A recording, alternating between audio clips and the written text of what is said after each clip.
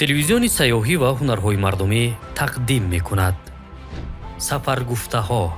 عکس یا رسم چیزی عجیب است.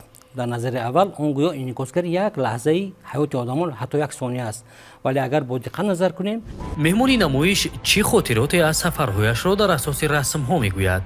ҳар як сафари ҳунарии шахси ҳунарманд як дебоча, як таърихе дорад. ин ҷо ҳам ҷуркуни асбоб буду ҳам навозиш.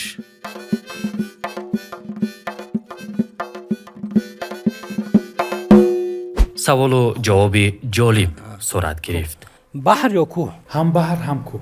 نه یکتش. ва албатта сурудхонӣ низ.